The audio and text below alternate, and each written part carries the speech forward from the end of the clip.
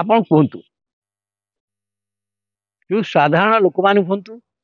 ଯାହାଙ୍କର ନବୀନ ପଟ୍ଟନାୟକ ପ୍ରତି ଏବେ ବି ସମ୍ବେଦନା ଅଛି ସମର୍ଥନ ଅଛି ସେମାନଙ୍କ ସମସ୍ତଙ୍କ ଧାରଣା ଯେ ଯୋଉ ବିପର୍ଯ୍ୟୟ ହେଲା ବିଜେଡିର ସେ ବିପର୍ଯ୍ୟୟର ବହୁ ଗୁଡେ କାରଣ ଭିତରେ ମୁଖ୍ୟ କାରଣ ହେଉଛନ୍ତି ଭିକେ ପାଣ୍ଡିଆନ। ତେଣୁ ଏମାନଙ୍କ ଭିତରେ ପାଣ୍ଡିଆନ ପ୍ରତି ଗୋଟେ କ୍ରୋଧ ମନୋଭାବ ରହିଛି ଏଇମାନଙ୍କର ଯେଉଁମାନେ ହେଉଛନ୍ତି ବିଜେଡିର କର୍ମୀ ସମର୍ଥକ। ଏଇଟାକୁ ନବୀନ ପଟ୍ଟନାୟକ ଉପଲବ୍ଧି କରିକି ପୁଣି କହିଲେ ସେ ତ ଉତ୍ତରାଧିକାରୀ ନୁହନ୍ତି କିନ୍ତୁ ତାଙ୍କ ପାଇଁ ମଧ୍ୟ ଗୋଟେ ଭଲ ସାର୍ଟିଫିକେଟ ଦେଲେ ସେ ଜଣେ ଦକ୍ଷ ଆଉ ସାଧୁତା ସମ୍ପନ୍ନ ଅଫିସର ଭଲ କାର୍ଯ୍ୟ କରିଛନ୍ତି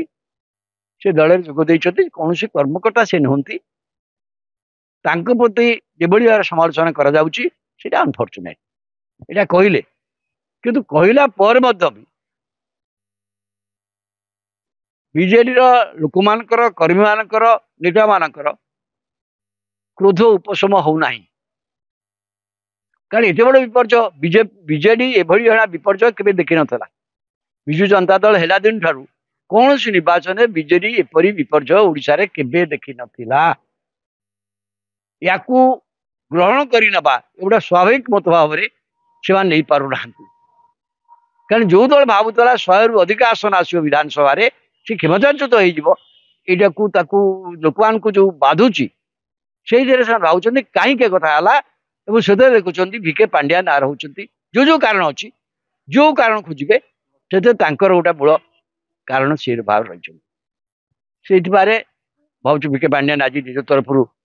ରାଜନୀତି ସନ୍ନ୍ୟାସ ଆଗରୁ କହିଥିଲେ ସେ ଆପଣ ଯଦି ଦେଖିବେ ପୂର୍ବରୁ ସେ ନିଜେ କହିଥିଲେ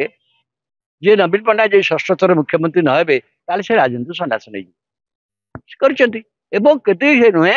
ସିଏ ତାଙ୍କର ଆଚରଣ ପାଇଁ ନା କେତେକ କାର୍ଯ୍ୟ ପାଇଁ ଯୋଉ ଅସନ୍ତୋଷ ହଉଛି ସେଥିପାଇଁ କ୍ଷମା ମଧ୍ୟ ମାଗିଛନ୍ତି। ଆଉ ଗୋଟେ କଥା ହଉଛି ସେଇ ଭିଡିଓରେ ସେ କହିଛନ୍ତି କି ମୋର ସମ୍ପତ୍ତି ଉପରେ କହୁଛନ୍ତି କି ମୋର ଅଧିକ ସମ୍ପତ୍ତି ଅଛି କିନ୍ତୁ ସେ ଗୋଟେ କଥା କହିଛନ୍ତି ମୋର ସମ୍ପତ୍ତି ବହୁତ କମ ଅଛି ଯେତିକି ଦରକାର ଗୋଟେ ଆଇଏସଏଫ ସେତିକି ଅଛି କିନ୍ତୁ ସେପଟେ ଦେଖିଲା ବେଳେ ତାମିଲନାଡୁ ଯୋଉଟା ରାଜ୍ୟ ସରକାର ସେଟା ଦେଖାଉଛନ୍ତି ତାମିଲନାଡୁର ତୃତୀୟତମ ଯୋଉ ଧନୀ ବ୍ୟକ୍ତି ସେ ପାଣ୍ଡିଆନଙ୍କ ନାଁ ଆସୁଛି ତାକୁ ନେଇ କଣ କହିବେ? କୋଉଠି ତାମିଲନାଡୁ ସରକାର କୋଉଠି ଦେଖେ ନାହାନ୍ତି ଆପଣ ଗୋଟେ ସୋସିଆଲ ମିଡିଆରେ କୋଉଠି ଦେଖୁଛନ୍ତି ନା ତାମିଲନାଡୁ ସରକାର କୋଉଠି ଦେଖେ ନାହାନ୍ତି ଭୁଲ କଥା। ମୁଁ ଏ ବିଷୟରେ ସଠିକ ତଥ୍ୟ ନ ପାଇକି এই সোশিয়াল মিডিয়াରେ କୋଉଠି କ'ଣ ବାହାରିଲା ତାକୁ ନେଇ ମୁଁ କହିପାରିବିନି। କଥା ହଉଛି ଆମକୁ ତଥ୍ୟ ଦରକାର ଏବଂ ସିଏ ଆଜି ଯାହା କହିଛନ୍ତି ସିଏ ଆଇଏଏସ୍ ଅଧିକାରୀ ଥିଲେ ଜଣେ ଆଇଏଏସ୍ ଅଧିକାରୀ ପ୍ରତିବର୍ଷ ତାର ସମ୍ପତ୍ତି ରିଟର୍ଣ୍ଣ ଦେବ ସେ ସମ୍ପତ୍ତି ରିଟର୍ଣ୍ଣ ଦେଇଛନ୍ତି ତାଙ୍କ ସମ୍ପତ୍ତି ବଢ଼ିନାହିଁ ଏବଂ ମୋର ଯାହା ବ୍ୟକ୍ତିଗତ ଭାବରେ ଧାରଣା ମୁଁ ପଚାରିଛି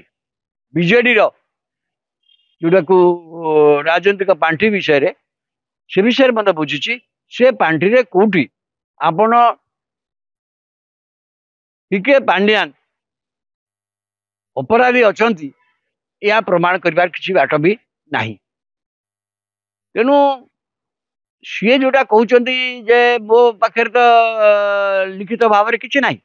ଆଉ ଦେଖନ୍ତୁ ଆଜିକାଲି ଯୁଗରେ ମନେ ରଖିଥାନ୍ତୁ ଆଧାର ବେସ୍ଡ ପ୍ୟାନ୍ ବେସ୍ଡ ସମ୍ପତ୍ତି